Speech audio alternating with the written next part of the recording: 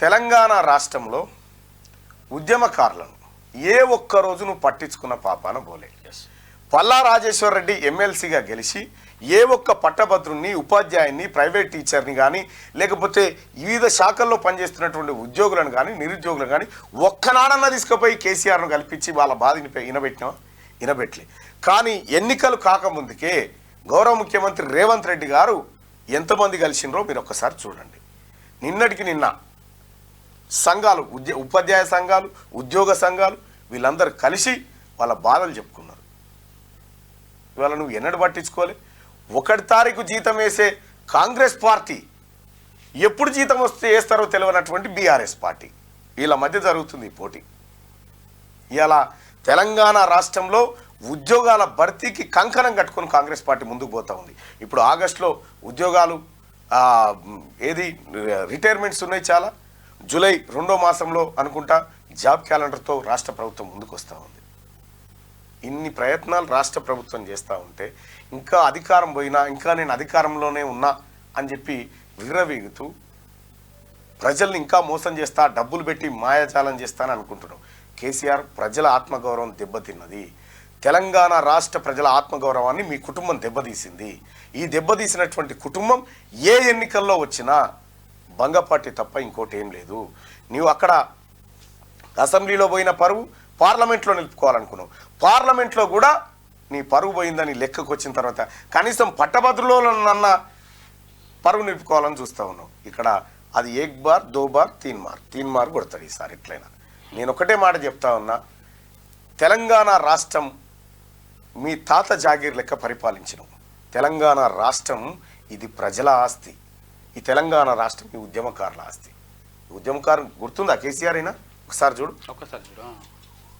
ఈయన గుర్తుండా? నాగరాజన్న ఈయన గుర్తుండా?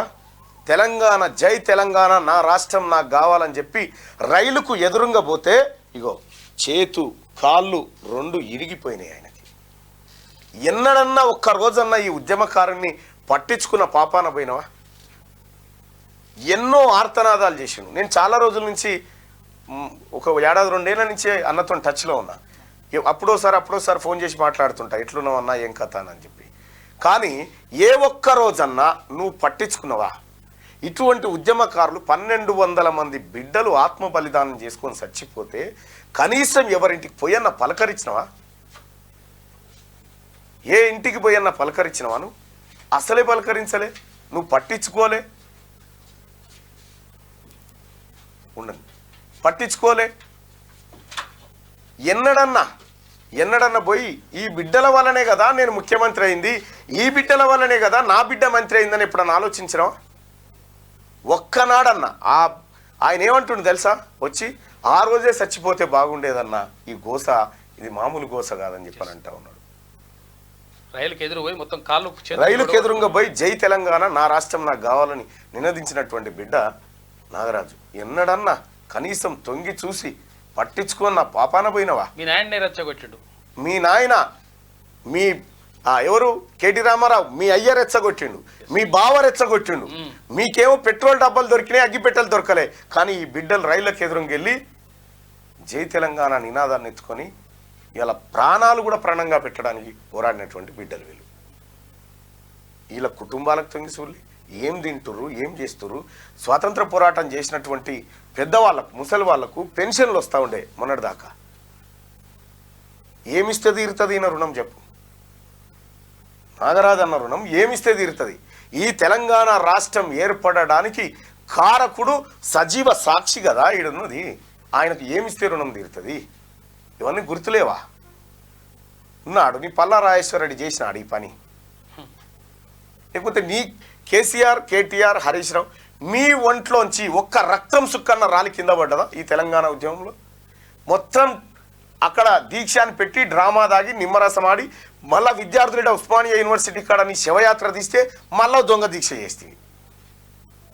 అయినా కూడా ఓర్చుకున్నారు తెలంగాణ ప్రజలు. తెలంగాణ ప్రజలు నువ్వు ఏం చేసినా ఓర్చుకున్నారు. కానీ మోసం చేస్తే, నయవంచన గురి చేస్తే ఎట్టి పరిస్థితుల్లో ఓర్చుకోరు. 26 లక్షల ఉద్యోగాలు ఇచ్చినా అని చెప్పి చెప్తా ఉన్నాను. 26 లక్షల ఉద్యోగాలు ఇచ్చినా అని చెప్పి చెప్తా ఉన్నావు.